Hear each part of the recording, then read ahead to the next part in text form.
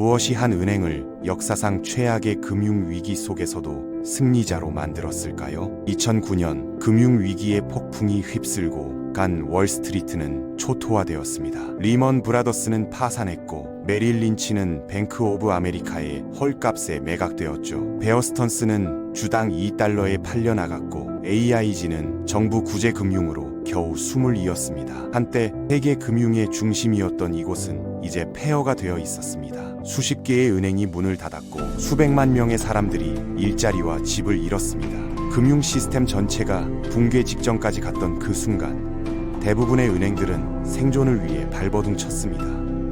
그런데 놀랍게도 이 위기 속에서 오히려 더욱 강력해진 은행이 하나 있었습니다. 그 은행은 위기를 기회로 바꾸며 경쟁자들을 하나씩 집어삼켰죠. 베어 스턴스를 인수하고 워싱턴 뮤추얼의 자산을 손에 넣으며 단숨에 미국 최대 은행으로 올라섰습니다. 그 이름은 바로 JP 모건 체이스였습니다. 그리고 이 금융 제국의 정점에는 한 남자가 있었습니다.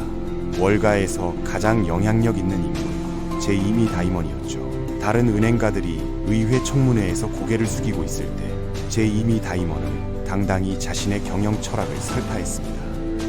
그가 이끄는 JP 모건은 위기 속에서도 단 한 분기도 적자를 내지 않았고 정부 구제 금융을 가장 먼저 상환한 은행이 되었습니다. 2008년 금융위기 당시 월가를 이끌었던 CEO들은 모두 자리에서 물러났지만 제이미 다이먼만은 여전히 그 자리를 지키고 있습니다. 그는 어떻게 이 모든 것을 해낸 걸까요? 오늘은 월스트리트에 살아있는 전설 제이미 다이먼의 이야기를 들려드리겠습니다. 그가 어떻게 월가의 최고 자리에 올랐는지 그리고 그 과정에서 어떤 선택들을 했는지 살펴보겠습니다. 이것은 단순한 성공 스토리가 아닙니다. 야망과 배신, 복수와 승리로 점철된 한 남자의 여정이죠. 그는 멘토에게 배신당했지만 결국 그보다 더 큰 제국을 건설했습니다. 제이미 다이먼의 이야기는 1905년 뉴욕에서 시작됩니다. 제이미 다이먼의 성공 뒤에는 금융업계에 뿌리를 둔 가문의 역사가 있어요. 1920년대 그의 할아버지는 빈손으로 뉴욕에 정착했지만 은행업과 주식 중개업에서 놀라운 성공을 거뒀습니다. 제이미가 태어날 무렵 그의 아버지 시어도어 다이먼 역시 부유한 주식계인으로 자리 잡았죠. 제이미의 부모님은 진정한 원칙주의자들이었어요. 언제나 올바른 일만 하시고 모든 사람을 공평하게 대하셨거든요. 어머니는 여성해방운동의 초기 참여자 중 한 분이셨는데 관련 서적들을 읽으신 후 본격적으로 활동을 시작하셨습니다. 어린 제이미는 사립학교에 다니며 콜로라도 산악지대에서 여름 휴가를 보내는 특권층 생활을 했습니다. 동년배들이 부러워할 만한 완벽한 환경이었지만 제이미에게는 충분하지 않았어요. 그에게는 처음부터 확고한 야망이 있었거든요. 아버지와 할아버지를 뛰어넘는 부를 축적하고 싶어 했고 그러기 위해서는 반드시 금융업계에 발을 들여놓아야 한다는 것을 일찍부터 깨달았습니다. 그런데 여기서 첫 번째 시련이 찾아옵니다. 꿈꿔왔던 브라운 대학교 입학이 거절당한 것이죠. 고등학교에서 상위권 성적을 거뒀음에도 불구하고 말이에요. 결국 그는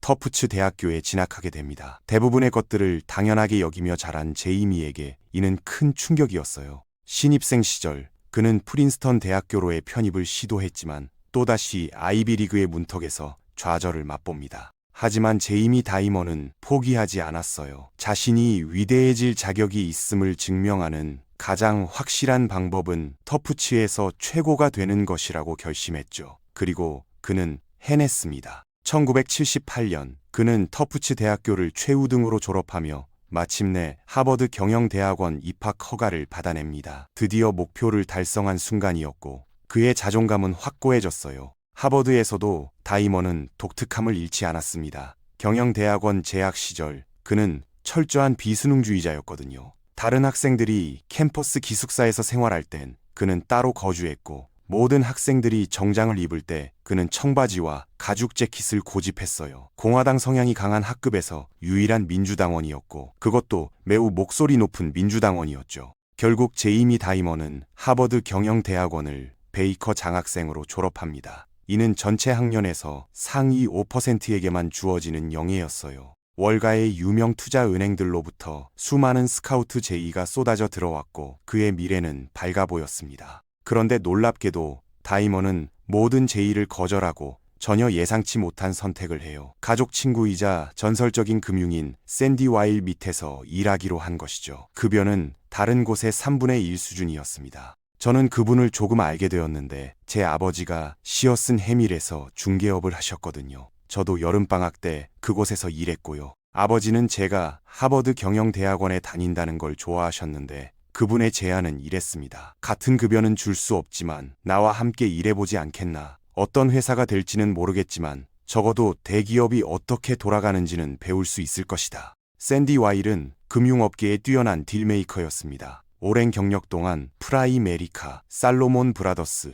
시티은행 등 월가의 상징적인 브랜드들의 운명을 바꿔놓았던 인물이죠. 1986년 그는 자신의 중개회사 시어슨을 9억 달에 아메리칸 익스프레스에 매각하고 아메리칸 익스프레스의 사장이 됩니다. 대부분의 젊은이들이 기회를 잡는 것처럼 행운은 타이밍과 많은 관련이 있어요. 타이밍 외에 두 번째 요소는 젊은 시절 우리 모두에게 멘토나 스폰서가 있었다는 점을 인정해야 한다는 거죠. 존경하고 칭찬하는 어른이 당신을 신뢰한다면 그것은 당신 자신의 자신감을 크게 높여줍니다. 다른 MBA 졸업생들이 밑바닥부터 시작해야 하는 반면 샌디 와일은 제이미 다이먼을 자신의 핵심 운영진으로 끌어들여 와일을 대신해 수억 달러 규모의 거래들을 협상하게 했어요. 28세의 나이에 제이미 다이먼은 이미 자신이 금융계 정상에 올랐다고 느꼈죠. 1980년대는 거래가 활발했던 10년이었습니다. 로널드 레이건이 대통령이 된 후 그는 미국 기업들을 돕고 세금을 낮추며 기업들이 쉽게 돈을 빌릴 수 있도록 만드는 것을 우선시했어요. 이로 인해 인수합병이 활발해졌죠.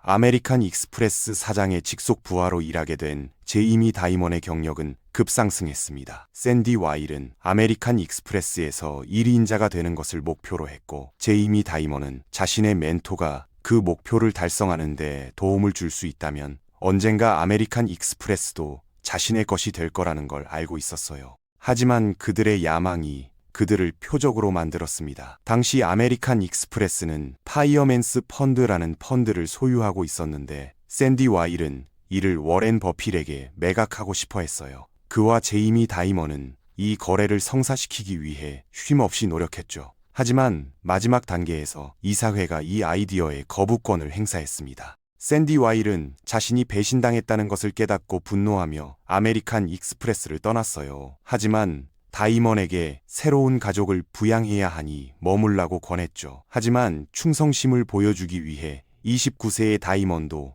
직장을 그만뒀습니다. 잭에서 일했던 제이미 다이먼은 매우 충성스러운 사람이었고 아메리칸 익스프레스가 그를 붙잡으려 했음에도 불구하고 저와 함께 가고 싶어 했습니다. 하지만 그는 이것이 자신이 하고 싶은 일이라고 생각했어요. 은총을 잃은 후 굴복하지 않는 샌디 와일은 다이먼의 도움으로 재기를 결심합니다. 58세가 된 샌디 와일을 동료들은 곧 세상을 떠날 사람으로 봤어요. 월가의 어떤 회사도 그를 임원으로 고용하고 싶어 하지 않았죠. 그들이 나중에 후회하게 될 실수였습니다. 그 사이 샌디 와일과 다이먼은 다른 곳에서 거래를 찾아야만 했어요. 작은 회사를 인수한 다음 이를 발판으로 더 큰 회사를 인수하려고 했죠. 얼마 지나지 않아 예상치 못한 곳에서 딱 맞는 회사를 발견합니다. 커머셜 크레딧은 볼티모어에 있는 대출회사로 월마트에서 쇼핑하는 중산층과 저소득층 소비자들을 대상으로 했어요. 1985년 컨트롤 데이터는 재정적 어려움을 겪게 되어 자회사를 현금으로 매각할 준비를 했습니다. 샌디 와일은 제이미 다이먼에게 이 회사를 잠재적 인수 대상으로 분석하라고 지시했고 다이먼은 충격적인 결과를 가지고 돌아왔어요. 제이미 다이먼은 항상 다른 사람들과 다르게 생각하는 타입입니다. 커머셜 크레딧은 자기 자본 이익률이 겨우 4%인 형편없는 회사였지만 다이먼은 이 회사가 매각할 수 있는 자산이 많고 절약할 수 있는 비용도 많으며 기본적으로 매우 매력적인 거래라는 걸 깨달았어요. 제이미 다이먼은 30대 초반에 자신이 가진 모든 것, 즉 42만 5천 달러를 회사에 투자했습니다. 그들은 8억 5천만 달러를 모금했고 투자는 즉시 수익을 냈어요. 샌디 와일은 또한 다이먼을 회사의 최고 재무 책임자로 임명하고 다이먼의 충성심에 대한 보상으로 그에게 많은 양의 주식 옵션을 줬습니다. 커머셜 크레딧을 인수한 후 와일과 다이먼은 무자비하게 비용을 절감하기 시작해 첫날의 직원의 10%를 해고했어요. 사업을 시작한 지 불과 1년 만에 그들은 1억 달러의 수익을 창출했고 자기 자본 이익률 18%를 달성했습니다. 그들은 그 많은 돈을 손에 쥐고서 이제 볼티모어에 와서 하려고 했던 일, 즉 거래를 할 수 있게 됐어요. 하지만 시작하기도 전에 회사 주가가 갑자기 50%나 폭락합니다. 그날은 1987년 10월 19일이었습니다. 많은 대기업과 국가가 생존을 위해 고군분투하는 동안 와일과 다이먼은 기회를 봤어요. 적자 생존의 신념이 작용했죠. 튼튼한 대차 대조표를 갖춘 커머셜 크레딧은 다른 누구보다 더 튼튼했습니다. 그들은 자사 주식을 헐값에 사들이고 어려움을 겪고 있는 회사들을 거의 아무것도 받지 않고 인수했어요.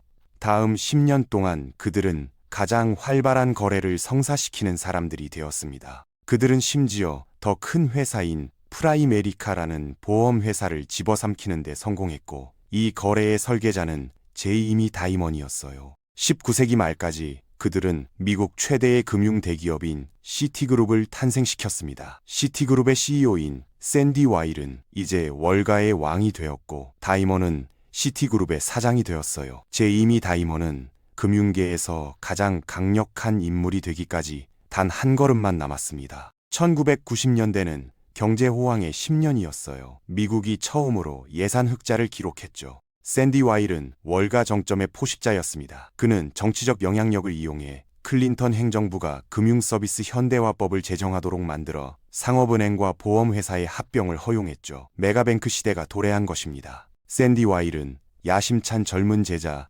제이미 다이먼을 시티그룹의 사장으로 임명하여 그에게 보상을 제공했어요. 하지만 다이먼에게는 그게 충분하지 않았죠. 그는 멘토의 자리에 앉고 싶어 했습니다. 하지만 거래의 달인인 샌디 와일은 언제나 대안 계획을 가지고 있었어요. 그는 제이미 다이먼이 능숙하고 지적인 사업가이기는 하지만 종종 너무 직설적이고 성격이 급하다는 것을 깨달았습니다. 샌디 와일은 백업 계획으로 자신의 딸 제시카 비빌로위치를 데려와 다이먼의 부서에 배치했어요. 제시카와 제이미는 어린 시절 친구였지만 그들의 우정은 곧 시련을 겪게 됩니다. 처음에는 다이먼이 와일의 딸을 회사 뮤추얼 펀드 부문 회장으로 승진시켜 환영했지만 뱅가드 같은 수수료가 낮은 뮤추얼 펀드가 늘어나는 것을 보고 다이먼은 기존의 고비용 뮤추얼 펀드는 결국 실패할 것이라고 생각했어요. 1년 후 승진할 때가 되었지만 제이미 다이먼은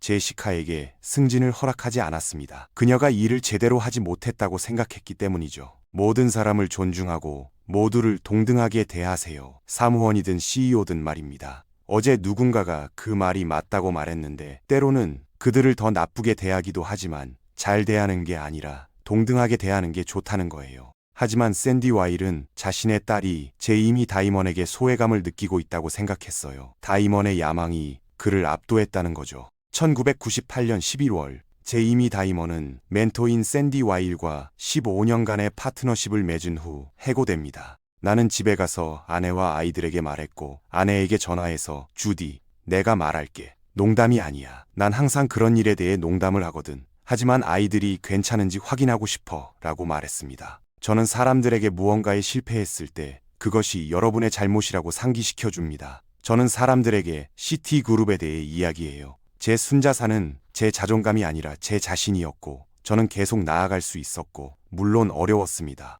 다이먼은 월가에서 가장 강력한 인물이 되기 직전이었지만 지금은 실업 상태였어요. 제이미 다이먼은 실패에 익숙하지 않았습니다. 샌디 와일과 함께 수년간 기업을 장악하면서 다이먼은 효과적인 기업 리더로서 탄탄한 명성을 쌓았거든요. 최고의 복수는 엄청난 성공을 통해서 이루어집니다. 다이먼은 시티그룹보다 더 큰 제국을 건설할 것입니다. 1999년 놀랍게도 다이먼에게 완벽한 기회가 찾아왔어요. 뱅크원은 시카고에 본사를 둔 부실하게 운영되는 금융 대기업이었습니다. 뱅크원의 CEO인 존 맥코이는 별명이 플라이바이 맥코이인데 회사의 수익이 저조한 와중에도 호화로운 휴가를 보내는 것으로 알려져 있었어요. 이사회는 맥코이를 해고하고 그의 자리를 대신할 전시 CEO를 긴급히 찾고 있었죠. 제이미 다이먼은 자신이 진지하다는 것을 보여주기 위해 모든 것을 걸고 사실상 자신의 전 재산을 뱅크원 주식에 투자했는데 그 가치는 $5천만 넘었어요. 제가 지키는 규칙이 하나 있는데 게임 속 스킨이라고 부르는 규칙인데 누구도 자신에게 해를 끼치지 않고는 다른 사람을 위험에 빠뜨려서는 안 된다는 것입니다. 회사를 정상화하기 위해 다이먼은 누구도 하려고 하지 않는 일을 해야 했어요. 그는 향후 12개월 동안 실적이 저조한 사업을 매각하고 임원 보상을 삭감하고 비용 절감을 위해 직원만 2,000명을 해고했습니다. 그는 2000년에 44달러의 감가상각과 대출 손실 충당금을 적립했고 회사는 그 해에 5억 1천만 달러의 손실을 기록했어요. 이런 손실은 회사 주식에 나쁜 소식일 거라고 생각할 수도 있겠지만 월가에서는 다이먼의 행보를 좋아하고 있었습니다. 제2미 다이먼의 목표는 하나뿐이었어요. 견고한 재무제표를 구축하는 것이었죠. 만약 당신의 대차 대조표가 요새라면, 진짜 요새라면, 당신이 스스로 확신한 요새가 아니라 실제로 가치가 있는 자산으로 이루어진 요새라면 맞습니까? 당신은 충격 흡수에 대비할 것입니다. 1년 후 뱅크원은 무려 26달러의 이익을 기록했습니다. 제2미 다이먼은 엄청난 의지로 이 회사를 붕괴 직전에서 되살렸어요. 1999년 후반부터 2000년 초반까지 연방준비제도는 과열된 경제에서 벗어나 부드러운 착륙을 하기 위해 금리를 6번이나 인상했어요. 하지만 그럼에도 불구하고 닷컴은 붕괴되었고 나스닥은 절반으로 줄었습니다. 상황을 더욱 악화시키는 것은 12분의 교테러로 인해 주식시장 전체가 붕괴되었다는 것입니다. SP500은 3년 만에 두 자릿수 수익률을 달성하지 못했지만 제2미 다이먼의 경영하에 뱅크원 주식은 시장의 3배에 달하는 59% 수익률을 달성했어요. 2003년 현재 뱅크원은 번영하는 몇 안 되는 은행 중 하나가 되었습니다. JP모건은 악명 높은 은행가 제2 피어폰트 모건에 의해 설립되었어요. 하지만 1세기의 변화를 거친 후 2003년에 JP모건 체이스는 잠자는 거인이 되었습니다. 앨런 스캔들로 인해 JP모건은 1억 3,500만 달러의 벌금을 물었고 대중 이미지에 부정적인 영향을 미쳤어요. 현재 뱅크원과 JP모건은 모두 거래를 모색하고 있었습니다. 사업적 관점에서 볼 때 JP모건이 뱅크원을 활용하여 지점 은행업을 강화할 수 있으므로 매우 적합했죠. 하지만 이 거래를 정말 매력적으로 만드는 것은 윌리엄 해리슨의 후임으로 제2미 다이먼을 영입한다는 것이었어요. JP모건 체이스는 뱅크원과 합병하고 1년간의 통합을 거쳐 제2미 다이먼이 공식적으로 JP모건 체이스의 CEO가 됐습니다. 당시 JP모건 체이스는 시티그룹에 이어 미국에서 두 번째로 큰 은행이었어요. JP모건의 지휘권을 잡은 후 그는 평소의 스타일대로 JPM을 재편하기 시작했습니다. 즉, 비용을 절감하고 인센티브 구조를 개혁하고 가장 중요한 것은 견고한 재무제표를 만드는 것이었죠. 시장에서 시티그룹을 이기고 월가의 1위가 되려면 JPM은 더 많은 돈을 벌어야 했습니다. 시티은행의 척 프린스는 음악이 멈출 때까지 춤을 추어야 한다는 유명한 말을 남겼어요. 사실 그가 그 말을 했을 때 음악은 이미 멈췄습니다. 하지만 다이먼은 알고 있었고 그가 해야 할 일은 옆에서 지켜보는 것뿐이며 척 프린스가 시티그룹을 몰락시킬 것이고 다이먼은 그 잔해를 수습할 준비가 되어 있을 것이었어요. 올해를 대표하는 경제 뉴스 중 하나는 역사가들이 2007년 최대의 금융뉴스로 꼽은 주택시장 침체였습니다. 닷컴 버블에서 회복한 지 불과 5년 만에 미국 경제는 더 큰 불황에 빠졌어요. 처음으로 파산한 은행은 베어스턴스였어요. 불과 1년 전 베어스턴스는 수조 달러에 달하는 주택담보대출과 기타 대출을 전 세계 투자자들과 연결하는 서브프라임 대출 증권화 사업을 통해 기록적인 수익을 올렸습니다. 베어스턴스가 붕괴 직전에 놓였을 때 정부가 개입하여 구제금융을 제공할 수 있는 적합한 금융회사를 찾았어요. 월가에서 서브프라임 대출에 대한 노출이 가장 적은 회사는 단 하나뿐이었습니다. 제2미 다이먼이 JP모건 체이스를 인수한 이래로 그는 서브프라임 모기지 대출에 대한 노출을 줄여왔어요. 즉시 그리고 우리는 더 많은 자본과 더 많은 유동성을 갖게 되었습니다. JP모건에서 공격받을 가능성은 사실상 0이었고 우리는 분기별로 돈을 잃은 적이 한 번도 없습니다. 그래서 저는 그것을 요새 대차 대조표라고 불렀습니다. 그는 영리한 은행가이기 때문에 제2미 다이먼은 주당 2달러를 제안했어요. 85년간 영업해온 월가의 전설 베어스턴스가 JP모건 체이스에 주당 2달러에 매각된 것입니다. 작년에 베어의 주가는 170달러에 거래되었거든요. 하지만 제한 금액이 너무 작다는 의견이 있었어요. 베어 스턴스의 주주들을 달래기 위해 회사는 주당 $10에 JPM에 매각했습니다. 결국 베어 스턴스를 인수하는 것이 JP모건의 최종 이익에는 도움이 되지 않았지만 이 거래를 통해 JP모건은 사업을 하기에 좋은 은행이라는 평판을 얻었고 제이미 다이먼을 금융업계의 최상위로 올려놓았어요. 2008년 말까지 제이미 다이먼은 사실상 마지막까지 살아남은 사람이 되었습니다. 모건의 집은 지금은 다이먼의 집이었죠. 당시 다른 은행과 비교했을 때 JP모건 체이스는 더 안전한 은행으로 여겨졌으며 거의 최후의 은행이 되었어요. 그의 자금시장 관리 사업은 2008년에만 2천억 러의 매출을 올렸습니다. 그의 상업은행 부문은 2008년에 수입이 27%나 증가한 반면 나머지 나라는 경기 침체에 시달리고 있었죠. 하지만 시티그룹의 경우는 달랐어요. 샌디 와일이 은퇴한 후 그는 시티를 척 프린스에게 맡겼지만 그것은 실수였음이 드러났습니다. 문제가 있는 주택담보증권에 대한 과도한 노출로 인해 이 은행은 2007년에 처음으로 위기에 처한 은행 중 하나가 되었어요. 샌디 와일은 은퇴 후 폭풍이 펼쳐지는 모습을 지켜보고 있었습니다. 그는 제이미 다이먼을 해고한 것이 아마도 그의 경력에서 최악의 실수였음을 깨달았어요. 만약 돌아갈 수 있다면 일어난 일 중 일부가 일어나지 않았으면 하고 척 프린스 대신 그가 그 자리에 있었으면 하고 바랄 것인가요?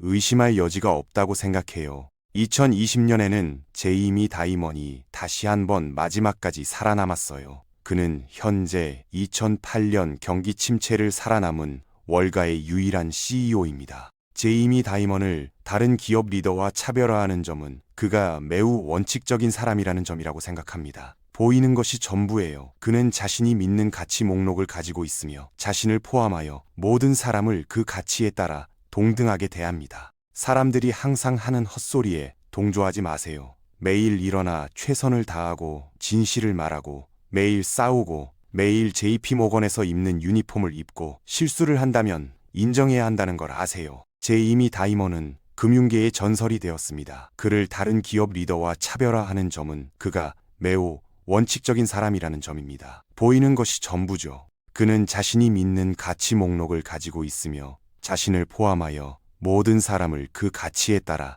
동등하게 대합니다. 그의 철학은 단순합니다. 매일 일어나 최선을 다하고 진실을 말하고 매일 싸우는 것이죠. 실수를 한다면 인정해야 한다는 것도 그가 강조하는 원칙입니다. 그는 JP모건에서 입는 유니폼을 입고 있고 그 유니폼에 자부심을 느낍니다. 제이미 다이먼의 이야기는 월스트리트의 냉혹한 현실을 보여줍니다. 그것은 야망과 충성심, 배신과 복수, 그리고 궁극적으로는 승리의 이야기입니다. 그는 멘토에게 버림받았지만 결국 그보다 더 큰 제국을 건설했습니다. 시티그룹은 여전히 존재하지만 JP모건 체이스는 이제 미국 최대의 은행입니다. 다이먼의 성공 비결은 무엇이었을까요? 그것은 견고한 재무제표를 구축하고 위험을 관리하고 기회가 왔을 때 과감하게 행동하는 능력이었습니다. 다른 은행들이 서브프라임 모기지에 몰두할 때 그는 신중했습니다. 다른 은행들이 무너질 때 그는 강했습니다. 그리고 기회가 왔을 때 그는 주저하지 않고 행동했죠. 하지만 그의 이야기는 단순한 비즈니스 성공 스토리 이상입니다. 그것은 한 인간의 회복력에 관한 이야기이기도 합니다. 29세에 안정적인 직장을 그만두고 멘토를 따라 나선 결정, 42세에 해고당한 후 다시 일어선 용기, 그리고 50대에 미국 최대 은행의 CEO가 된 집념, 이 모든 것이 제이미 다이먼을 만들었습니다. 오늘날 제이미 다이먼은 여전히 JP모건 체이스를 이끌고 있습니다. 그는 2008년 금융위기를 경험한 유일한 대형 은행 CEO로 남아있죠. 그의 경영 철학과 원칙은 여전히 유효합니다. 요새 같은 대차대조표, 리스크 관리, 그리고 장기적 관점, 이것들이 그가 끝까지 살아남을 수 있었던 이유입니다. 월스트리트는 변했지만 제이미 다이먼의 원칙은 변하지 않았습니다. 그는 여전히 모든 사람을 평등하게 대하고 진실을 말하며 매일 최선을 다하고 있습니다. 그리고 그의 제국 JP모건 체이스는 여전히 미국 금융의 중심에 서 있습니다.